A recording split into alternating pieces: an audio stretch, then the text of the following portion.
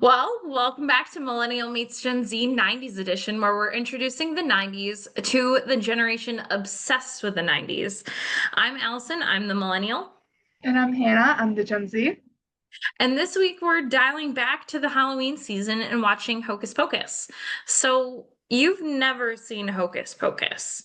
No, and I'm so surprised I haven't seen it. Like that movie is so up my alley. I was so surprised. I was like, oh, I understand why Allison was so surprised I haven't seen this. Right? Um, had you heard of the movie before or just not watched it, or was it just like completely off your radar? Yeah, I have heard of it. My roommate actually, she watched it and she really liked it. I'm pretty sure my family has probably seen it. I've heard of it. I've like known of it, but I've never seen it. So, Okay. love it. Well, the synopsis is after moving to Salem, Massachusetts, teenager Max Dennison, which is played by Omri Katz, explores an abandoned house with his sister Danny, who's played by Thora Birch, and their new friend Allison, which is Vanessa Shaw. After dismissing a story Allison tells as superstitious, Max accidentally frees a coven of evil witches, Bette Midler, Sarah Jessica Parker, and Kathy Najimy, who used to live in the house. Now, with the help of a magical cat, the kids must steal the witch's books of spells and stop them from becoming immortal. This movie was directed by Kenny Ortega and written by David Kirshner and Mick Garris, and it was adapted to a screenplay by Mick Garris and Neil Cuthbert. So, before we dive into the details, what did you think of the plot? I thought it was really funny. In our last podcast, you mentioned that this was a creepy movie, but it was also funny. I think that's the perfect description of it. It was creepy, and like some of the scenes were a little scary, but it was also balanced with humor to the point where it didn't make it that scary. It was just more entertaining. So I kind of liked the horror aspect of it. I enjoyed it. Yeah, yeah, it does fit that category. Yeah.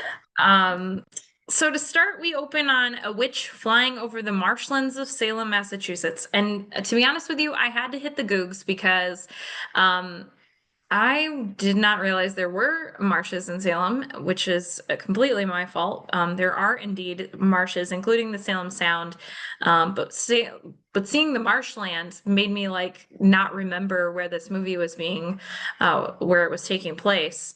And then I remembered after Googling it, like, oh yeah, Dawson's Creek, also Massachusetts, also in the marshland. So totally makes sense. But at first I was like, where are we supposed to be?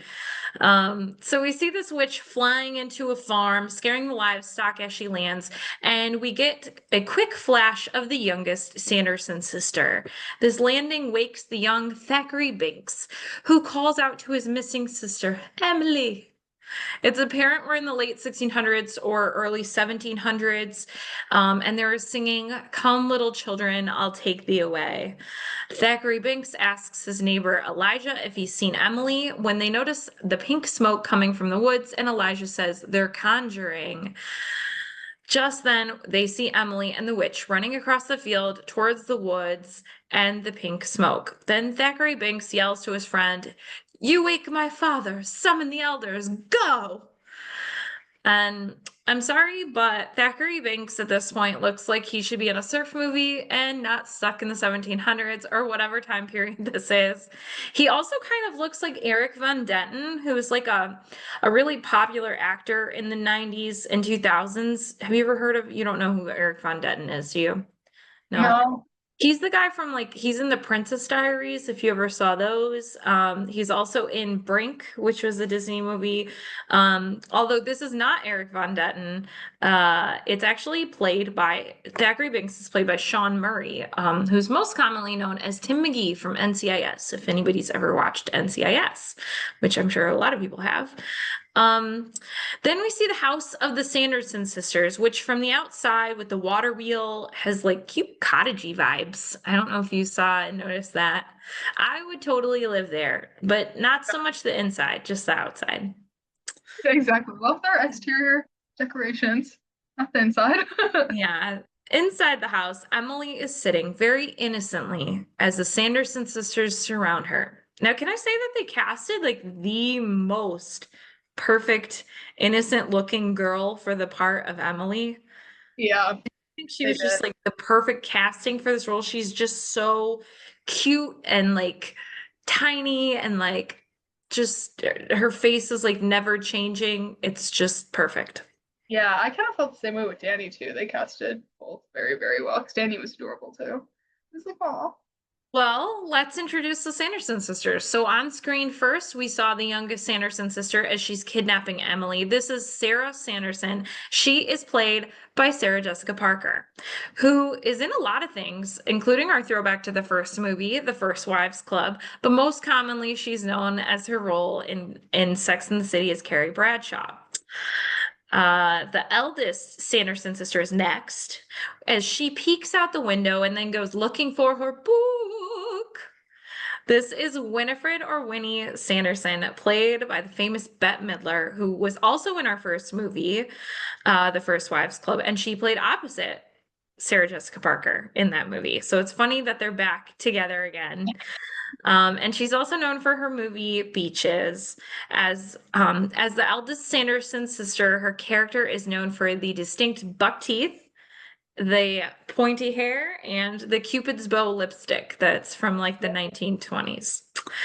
Then we're introduced to the middle Sanderson sister, Mary Sanderson, who is played by the sweet Kathy Najimy. And I'm so sorry if I'm mispronouncing her last name. I feel like I've always said it this way. And I didn't actually check the pronunciation to make sure that I'm not saying it wrong. But she is known for her breakout role in Sister Act, which you'll hopefully see as well. And she plays Sister Mary Patrick in that movie. And then later, she booked a lot of voice acting work after this movie, with her latest being Peggy Hill on King of the Hill. But in the late 90's and early 2000s, she was actually on a show, she was a regular on a show called Veronica's Closet that was starring Christy Alley. So back to our story. The book is awoken as it opens its eyeball. so creepy. I did not like that book. I did not I like that book. thought you would have loved this book. Oh, the eyeball freaked me out when it just like I was like, ah. It pops open. And you can see that the sisters are all a little older and worse for the wear. Meanwhile, Thackery Binx sneaks inside as the witches brew their potion. Thackery Binx stops them from poisoning his sister and tips over the potion. The witches electrocute him. Unfortunately, Emily already got some of the potion, and the witches start to suck out her life force, which creepy. Yeah. Meanwhile, Emily has turned white-haired and dies. Although you can still kind of like see her moving a little bit, breathing, I'm sure, as she's in the scene. The witches call the book to them and decide to punish Thackery Binx by turning him into a black cat. And they say, twist the bones and bend the back. Itchy capita melica mystica. Trim him of his baby fat. Itchity capita melica mystica. Give him fur black as black. And then this is where they lost me, because then they end it with just like this. And I get the hissing, but it doesn't rhyme. Like you need another stanza or something to continue that rhyme. And I was very disappointed that it just ends with something that doesn't rhyme. So maybe if anybody out there is into the witchy things, do they have to rhyme? I guess is a good question that I want to know. Do you know, Hannah? Do witches conjuring have to rhyme? No, from my experience, no. So Well, historically, I feel like with Grimm's fairy tales and things like yeah. that, we think that they like should be these rhymes. So I'm now gonna go on a Googling on the Googs and down a rabbit hole maybe this weekend as I'm trying to find out if these have to rhyme. But the townspeople arrive at the Sanderson house, demanding to be let in. They intend to hang the Sanderson sisters, but the sisters warn that a virgin will bring them back from the dead, and poor Thackery Binx became a cat forever. Now, we get to present day in the movie and following this, but before we do, what did you think of that original story of the Sanderson sisters, of Emily, of Thackeray? Well, love those in Salem. Love that. I like that it was set in the time period it was, because Salem witch trials and all of that. I really liked that. I thought that was super cool. I'm not going to spoil anything, even though I desperately want to, but felt so bad. I'm going to call him Binks. I felt so Yeah. bad for Binks. Just so sad. I mean, like, realistically, I'd much rather be a black cat than a mouse, like on the witches, like I'd much rather that. So I feel like that was an upgrade at least, but just I felt so bad for him. Having to watch his sister die because I don't know, the witches wanted to be young. Kind of Yeah. reminded me of Rapunzel too. That was another thing. One of my notes literally says it reminds me of a Disney fairy tale, kind of like Rapunzel. Kind of reminded me of Okay. Rapunzel, like Mother Okay. Gothel to be one, like young and all Yeah. that. I was like, oh my god. So It's reminds apparently a witch thing to want to be young and pretty because it's assumed that you're old and haggard, maybe. yeah, I agree. I agree. I don't know. I Where mean, that came from. I know that the black cats in like the history books, because of the plagues and things that were happening to the townsfolk, they assumed, and usually women who kept cats then didn't have the mice carrying the plague in their house. And so a lot of times because they didn't end up getting whatever was floating around the town because they have a cat to protect them from the mice carrying the diseases, they would then be considered witches. And so I know that cats associated with women, with witches, comes from that time period of this superstition of like, we all got sick. How come you didn't get sick? You must be a witch. Um, and it's usually just because their cat like killed whatever mice were trying to potentially like contaminate the home with whatever is going around. So I did learn that this year actually, but interestingly enough, but I know nothing else about witches other than what I've learned in the 90's movies. So here we go. I apologize. Well, so now we're back in present day, 1993, where a teacher is teaching this story in her history class to her students. And we're introduced to the newest student, Max, from California. I feel like that's where all new students come from, wearing tie-dye, who does not believe in this story and thinks that Halloween was invented by the candy company, which, as we all know, it was not, and which he is quickly taught in this movie by Allison, played by Vanessa Shaw, who corrects him that All Hallows Eve is one night a year where the spirits of the dead can return to Earth. And the smooth Max Dennison then later tries to give Allison his number, and she cleverly gives it back when he thinks that she's giving him her number, and he just gets his own number back. Um, as we talked about, Max Dennison is played by Omri Katz, who was previously in several episodes of the 1980s show Dallas prior to this movie.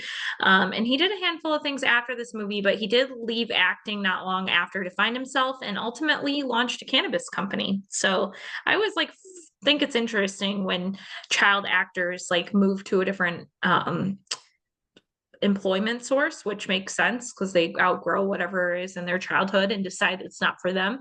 But yeah, it's quite interesting usually what they then go into.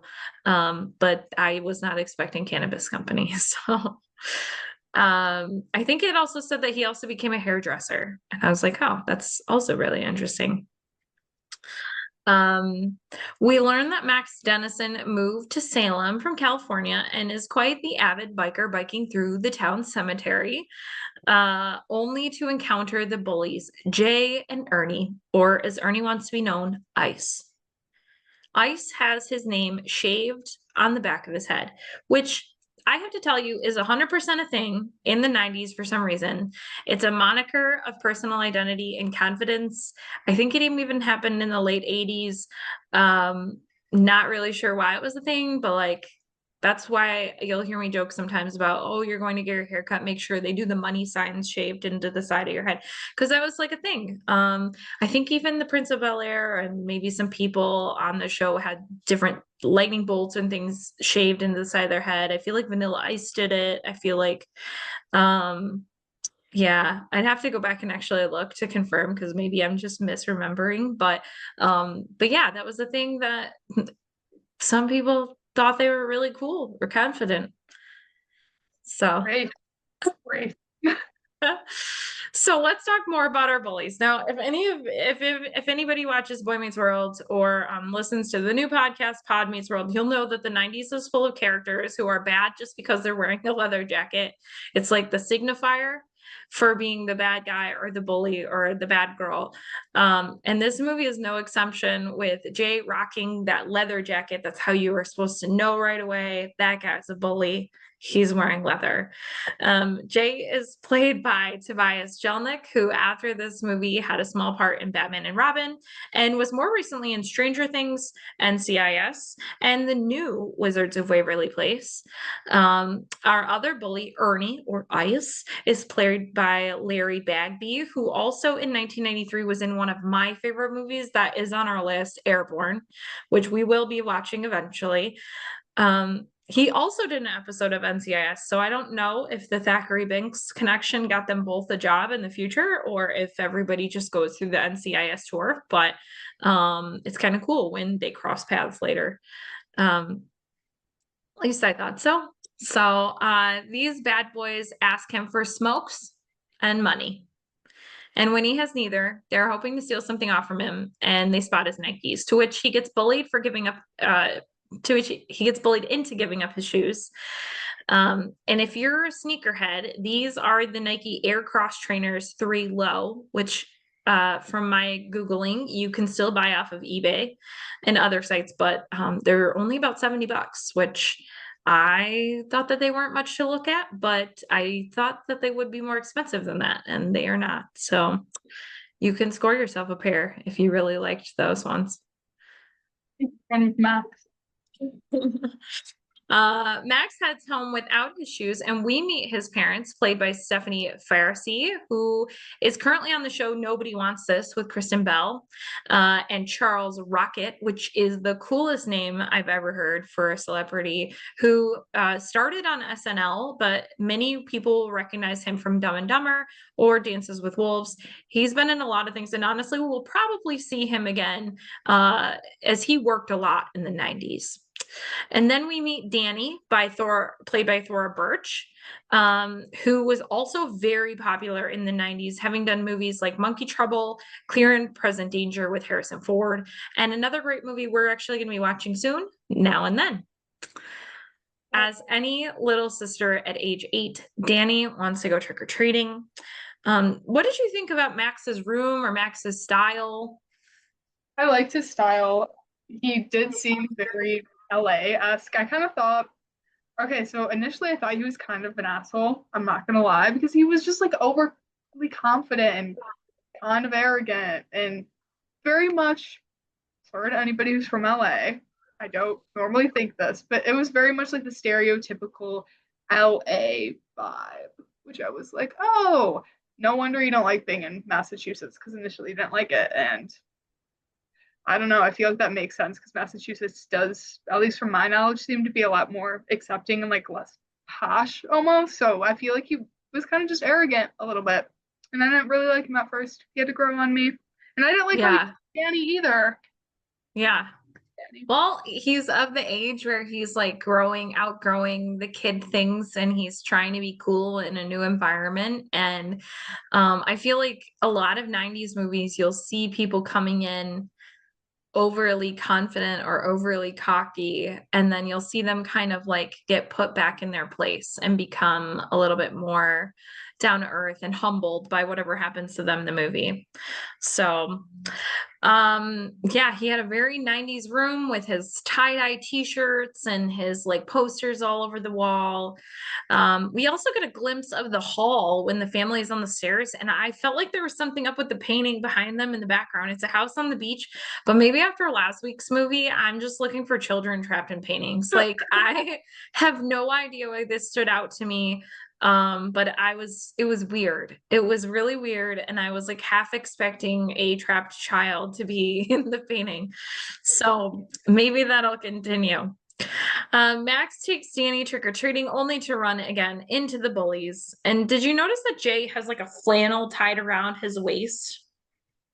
I believe so. I did not like them at all. You're not supposed to like them. I That's did why not like them. I like Ice more. I liked Ice the most out of the two of them, just because he went by Ice. That was the only reason, simply because I thought that was humorous. But I thought the flannel was really funny because like then like it was really popular to like always have the flannel tied around your waist. I don't know why. It wasn't like it is now where if you've got something tied around your waist, it's because you got too hot and you took it off. It's like that was part of your outfit. And I will show you. I mean, a lot of times you kind of also like, yeah, you wear flannels. Like flannels were like popular, grungy kind of look and vibe were popular in the 90s.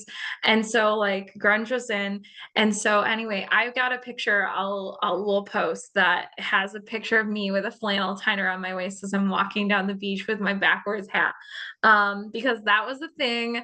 And like I definitely rocked the flannel pretty much throughout these couple years right here. Like I was obsessed with like flannels were always tied. So I just thought that was funny because I recognized that. I was like, that was so 90s. It's so simple. It's something so small, but like it's very 90s and you'll probably see it again. And then Ice has those baggy clothes. Baggy clothes were really in. Both popular styles were really popular in the 90s.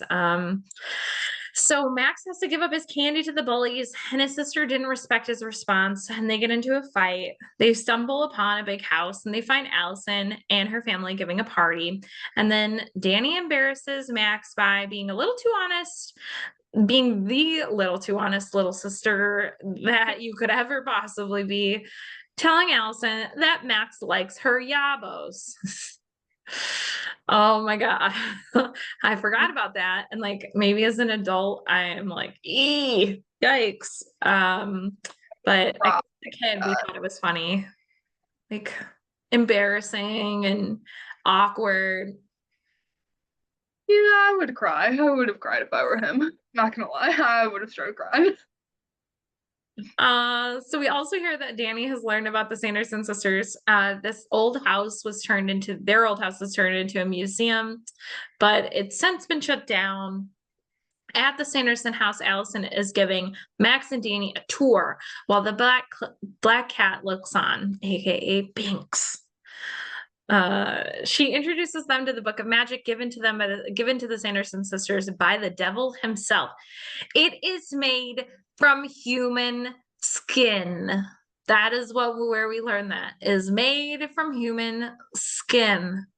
Another cherry on top as to why that book freaked me out. Not just Yeah. that.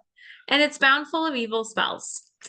And then we hear about the black flame candle. On a full moon, it will raise the spirits of the dead. And Thackery attacks makes Thackery Binx attacks Max to get him not to light it. And when we hear this is when we hear the title of the movie. I don't know if you caught that, but it's just a bunch of hocus pocus, and then he lights it. Yeah, I thought that was so cute. That was like a nice little call out. And then a glowing green light appears from the floor, and the house shakes as the sisters return. And they say 300 years, which then I was able to do the math. So if this was 1993, they were previously burned in or hanged, sorry, in 1693. And Max gets zapped trying to save Danny from the sisters. Allison hits Mary over the head with a cast iron skillet. Danny takes out the other two with her bucket of candy, which I was like, Hey, girl. they are easily knocked down with a bucket of candy. This is sad. And Binx attacks them as they make their escape. Max sets off the burning rain of death, aka the water sprinkler. And the sisters are panicking as the talking Binx tells him to get the book and leave.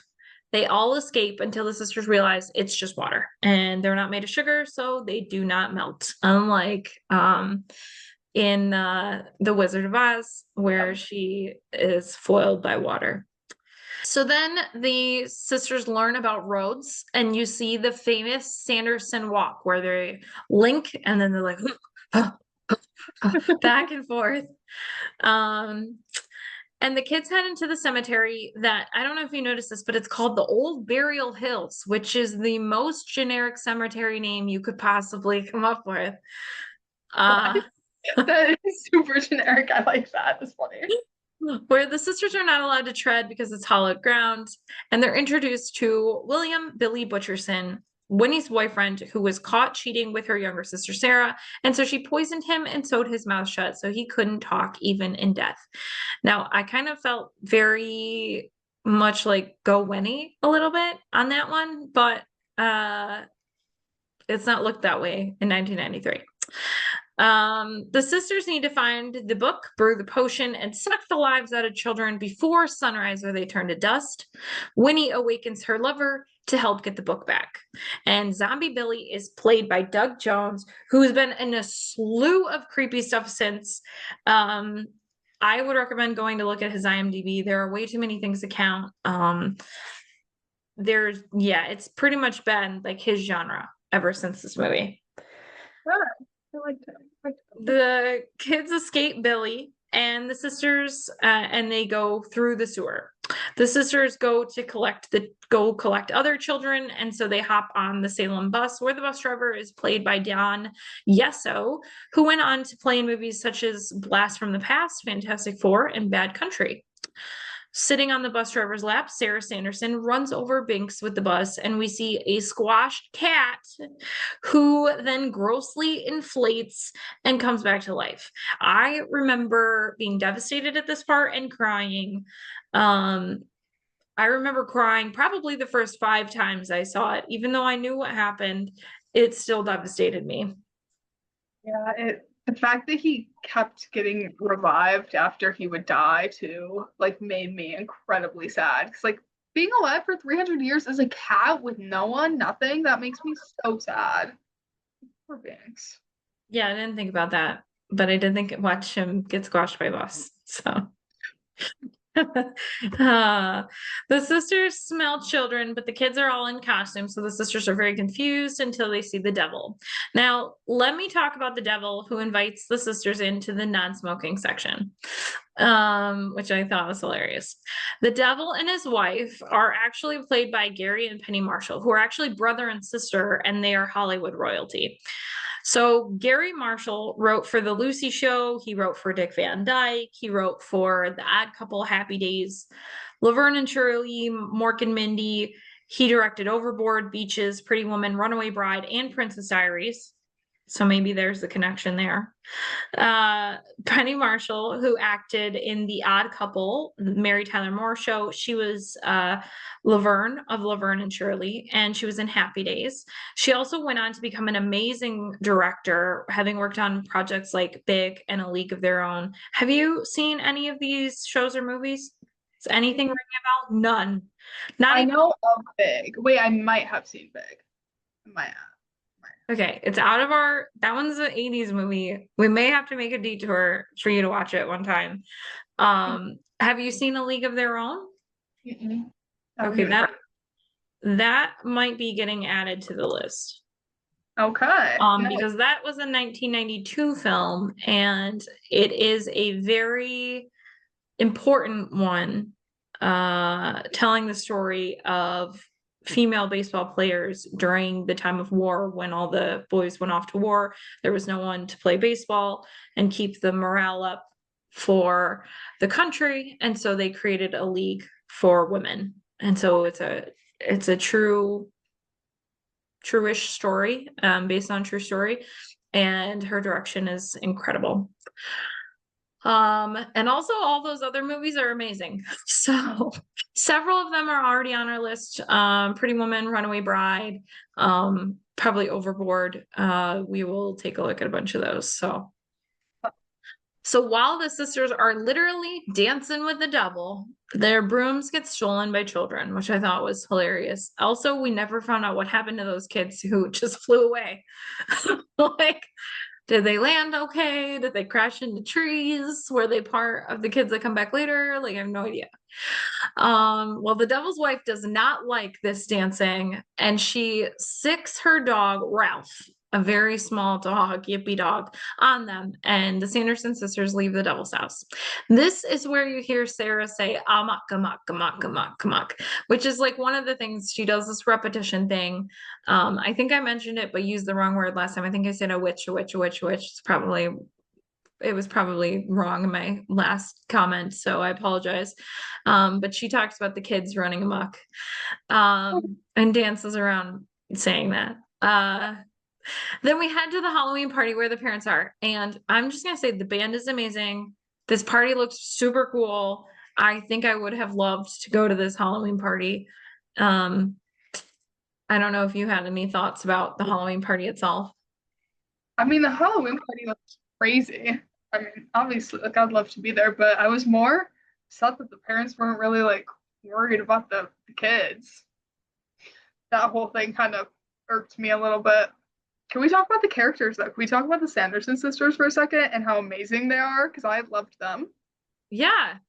I loved Sarah. Sarah was my favorite by far. She was like kind of, I I don't know. I feel like the way they made her character, she was kind of just like ditzy, and I thought it was funny how she kept not like kind of flirting. I guess flirting with like random older She was men. flirting with everybody, Yeah, 100%.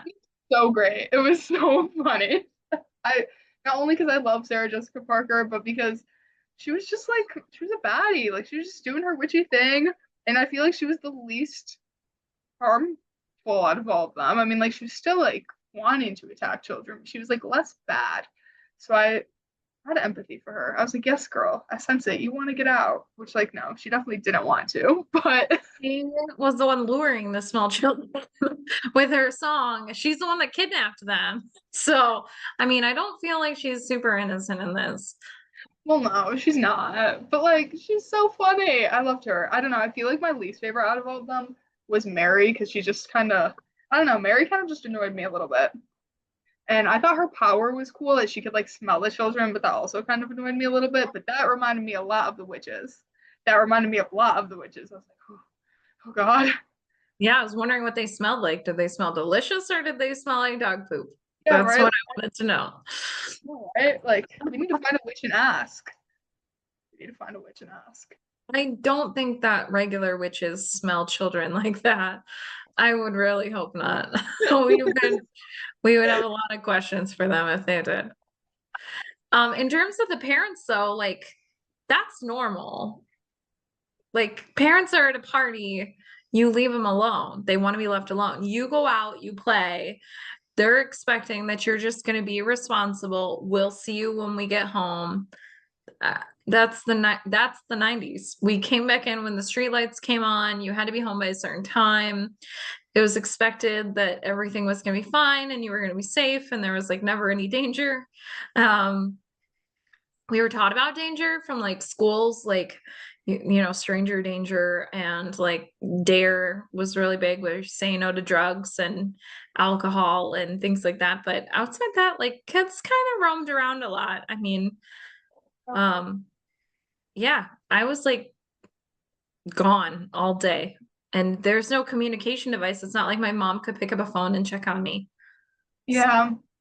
every once in a while, like if you're a good kid, you check in.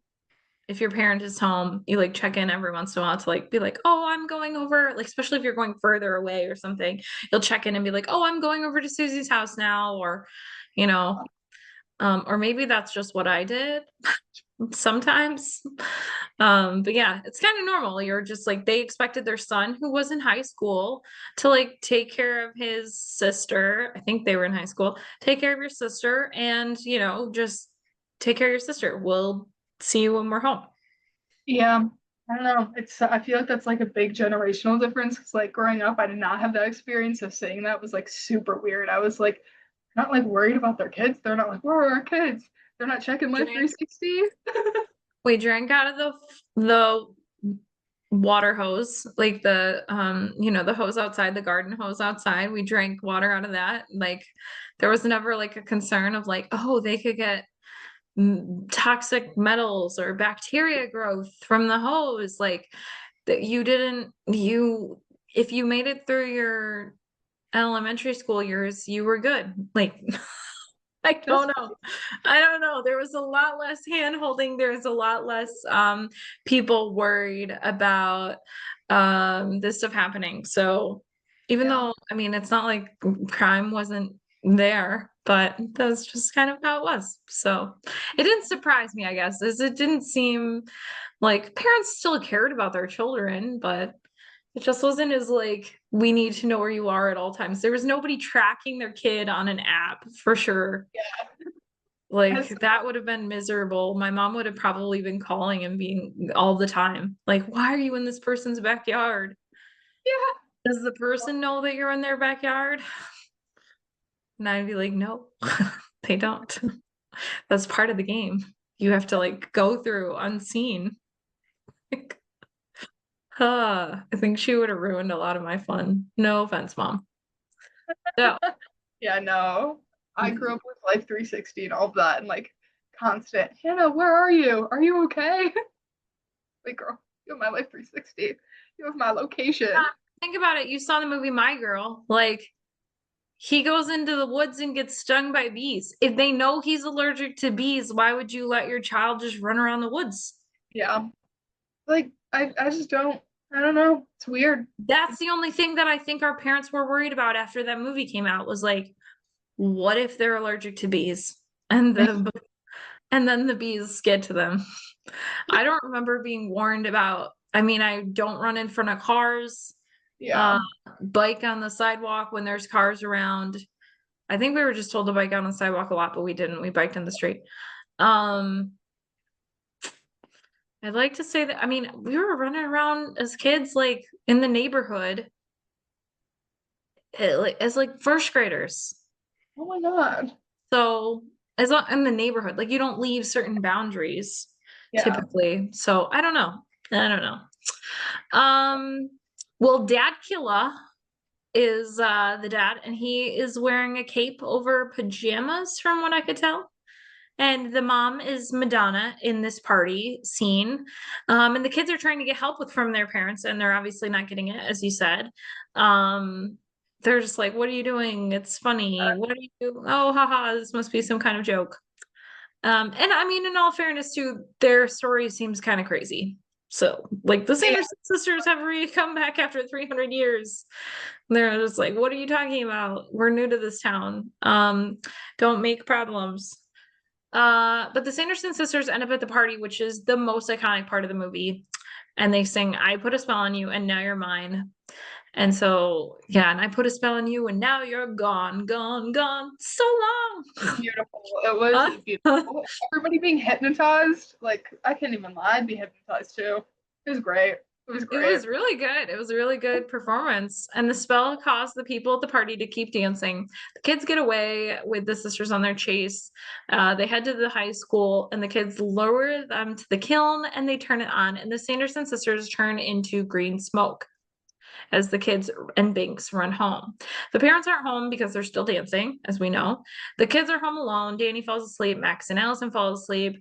And the Sanderson sisters go back into their bodies and are no longer green smoke. I'm assuming there was a timer, and the timer was like set for 15 minutes or something. Could be. Could be. Because I I'm thought, not sure what happened. yeah, so like my theory was that maybe because the candle was lit and they came back after 300 years, maybe they were like immortal for that day. That's kind of what I thought. I was like, oh, maybe they're immortal. Saying they died. I And don't think so. I think it was that the like I just think that maybe I'd have to rewatch it again, but I feel like the kiln had like a timer when they turned it on yeah, and it cooked them for long. I'm not sure. But they kidnap the bullies and they put them in cages. They think that they're going to die with the sun coming up, and the book gets opened and signals the sisters who take off to find it.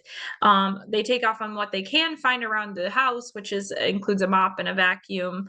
Um, and the sisters break into the house and steal Danny and the book and fly back to the house. Um, Max and Allison take off to rescue Danny and hopefully stall them from hurting Danny. They shine the truck lights on the sisters, telling them it's daylight savings time. Max helps Danny escape and steals back his shoes from the bullies. And the sisters don't die as it's not morning yet. And the kids try to escape in the truck. So they're luring kids back to the house to try to become immortal. And the Sanderson sisters want vengeance. So they try to make Max drive off the road. Max, Allison, Danny, and Binx make it back to the cemetery, which is the hallowed ground, to be safe from the sisters, but they run into Billy. After a scuffle, Billy gets the pocket knife from Max and cuts open his mouth to hear to be able to the dismay of Winifred, yelling at her who had wanted him to get Danny and bring him to her. bring her to him, sorry. But after Billy cuts his mouth open, he immediately turns on Winnie and says, "Wench, trollop, you buck-toothed mop-riding firefly from hell." And he had been waiting centuries to say that, for sure. Now, a good zombie, the group huddles together to surround themselves in salt, and Danny stands in Billy's grave, and the rest are ready to attack. The Sanderson sisters are able to scoop Danny up as she steps out of the grave, and they lose the potion. Max drinks the potion and forces her to give up Danny as they haul Max above the trees, and she tries to suck the life out of him. He tries to throw her off her broom. They scuffle. Meanwhile, Winnie falls to the ground with Max. The sisters fly up into the air as Winnie tries to suck out his life force. The sun comes up. Winnie at the cemetery turns to stone and explodes. And then the other sisters also explode in the air, meeting the sun. Everyone is fine. Billy goes back to his grave for his long nap, and Binx dies again. And the ghost of Thackery Binx gets to be a happy ghost, which, Yep. if you saw Casper, is a 90's movie theme, I think. That there's like a happy ghost once it's released and able to go back. His sister Emily comes to collect him, and he apologizes for having to wait 300 years for a virgin to light a candle. And why this virgin thing is such a big deal, I don't really know. I don't know either. But apparently it was like a big deal. Then we see that the parents are finally leaving the party, exhausted from dancing all night. Meanwhile, the bullies are still stuck in cages. I don't know if they ever got out, to be honest with you. I The hope book not. is still chilling at the house, just goes back to sleep. And that's the end. So recently in 2022, they made a second movie, which is why I would have assumed that you would have seen it. So let's talk your final thoughts. And do you have any questions? Yeah, firstly, have you seen the second movie? Yes. Is it good? Yes. Okay, I'm gonna have to watch it. It's like, it's good. It was okay. Like, I didn't think it was bad. But it's hard with a sequel. Yeah. It's hard with a sequel like 20 years later. Yeah. No, more than 20, 30 years later. Because 93 to almost 20, it was 2022, so almost 30 years later. And yeah, but it's like it was a nostalgia for me because I watched this as a kid, and this was so like, I mean, we watched it every single Halloween, I feel. Easily, like every Halloween party would put this movie on, probably into my teens. I think we put on, like, in my teens, we were like, we would have everybody over for Halloween. We'd have a Halloween party. We would watch The Mummy. We would watch Hocus Pocus. We would watch, like, this was one of the classics that you put on as a kid. So I think that, like, the nostalgia of watching that movie again kind of like is what really brought that second movie to life. Um, Okay. I've only seen it one time. I watched it when it came out. Okay, sounds good. I might have to watch it because I think it's on Disney Plus as well. So, Yeah. Yep. so I'm looking through my notes. Um, when Billy's head got chopped off, I was a little scared there. Then he was fine. I was like, oh, okay, okay, zombie. Yeah, Yeah, it's got to roll away. I was like, okay, interesting, interesting. I did write down that I preferred them as their younger selves more than their older selves because I felt like they kind of looked like less creepy. I don't know. Specifically Sarah. I love Sarah. She's like, as I've said, she's my favorite character. To be honest. Her and Allison, actually. I really liked Allison because I was like someone who's superstitious. I related to her in the way that like Max didn't believe her, and that's like a big thing of Yeah. being like spiritual and into superstitions. So I was like, oh my god, I relate to you, girl. I get it. I get it. Yeah.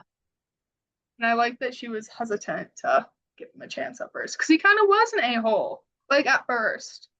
Well, I feel like you like Sarah Jessica Parker, and so far everything we've seen with her in it. So we'll have to see if, as the 90's continues, like as we encounter her and other things, we'll have to see if that's still the thing. Is that you still like her?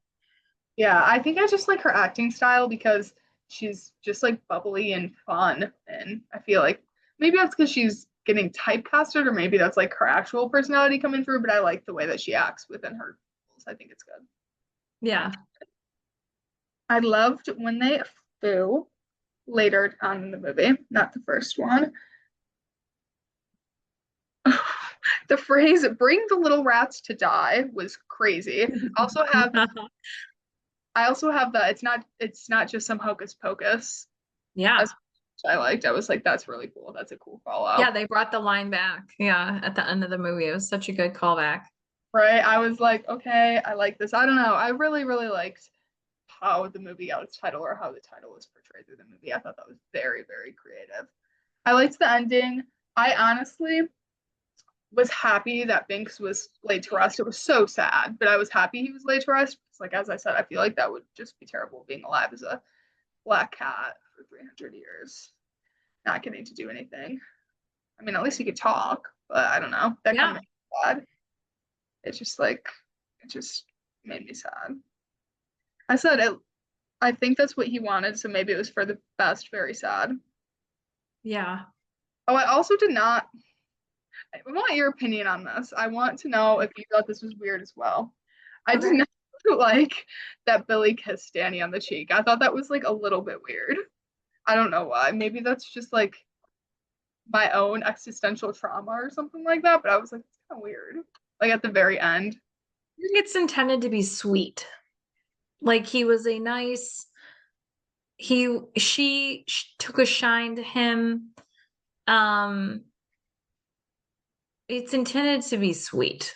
I get what you're saying because like looking back, it kind of seemed creepy, but in the time period, it was pretty common for like characters, especially young girls, to make friends with some kind of older protector, and that protector then like took care of and I think he was grateful that she like helped him pick up he had his head knocked off and she like helped him get it and find it, and she was just like a sweet little girl, and he felt obligated to like protect her, and she was just very nice to him, and I think he appreciated it, and so I think that's kind of where that comes from. But yeah, I mean, in retrospect, like from our perspective now in this day and age, I think it just kind of seems it's viewed through a different lens, but back then that's like like you'll see a lot of stuff like that where some young girl who needs help and protection is like kind of bonded to some older guy. Oh, okay. Sounds Like I good. think that happens with Danny and Harrison Ford in Clear and Present Danger. I think that he's like protecting her and he's like bickering with her a little bit and she's becoming kind of a nuisance, but ultimately in the end, like they're kind of bonded in a cute, sweet, loving way Okay. because he like protects her from danger and she like teaches him something along the way. I can't remember. It's been a while since I saw that movie, but there's a lot of movies like that where there's like a chaotic little kid Yeah. and like an older person kind of caring for them and struggling and there's like forms some kind of a bond. So I think that's more about what it's about. But also who wants to be kissed by a zombie? So I don't know. Okay. No, it was sweet. I gave the movie a 10 out of 10 rating. Definitely up my Yeah. alley. I can't believe I have not seen it. Super good. And Yeah. love the actresses in it. It was nice having a connection to First Wives Club to like our first movie. I thought that was cool. Yeah. And it kind of reminded me like of the witches, like witches. We'll So have we'll have callbacks because a lot of these people just kept working. I mean, they got a good role in the 90's and then they got cast again in something else. And so there's a lot of like connections. That's why they have the game 6 Degrees of Kevin Bacon, because like there's so many people that work together in all these different projects that you can link them together. And then in that game you always end up with Kevin Bacon. So um it's a fun game. okay. Sounds good. Yeah, in my 20's, I got on Twitter just to like be one connection closer to Kevin Bacon. So, um, because I started following him on Twitter. That and Obama. I followed Kevin Bacon and Obama on Twitter. That was why I did it. That was legitimately why I did it. And then the day that I joined Twitter, it went down. So I don't know what I did, but I was very skeptical. Um, anyways, so do you have any other thoughts before we move on to what our next movie is going to be? Oh, I like completely called it when they were in the kiln. I was like, I feel like they're not actually gone. Called it. Just wanted that Yeah, to because be. nothing got broken. None of the spells were No, broken. The cat, Binks was still a cat. The parents were still dancing. Something was wrong. Yeah. I knew it. I was like, that's all. It was a great movie. Our last movie as we leave this witchy genre is practical magic. So I figured before we leave, I know that we're already like past Halloween and that we are heading into Christmas is like rapidly approaching, and like we were just talking about this at a party yesterday about how Christmas carols are already playing, all the Christmas stuff is already at the stores, like it's not even Thanksgiving yet, and it's already we're getting it shoved down our throats. So before we get to it, what we're going to do is we're going to still call back a good fall movie, Practical Magic. This movie is Sally and Gillian Owens, born into a magical family, have mostly avoided witchcraft themselves. But when Gillian's vicious boyfriend, Jimmy Angelov, dies unexpectedly, the Owen sisters give themselves a crash course in hard magic. With policeman Gary Hallett growing suspicious, the girls struggle to resurrect Angelov and unwittingly inject his corpse with an evil spirit that threatens to end their family line.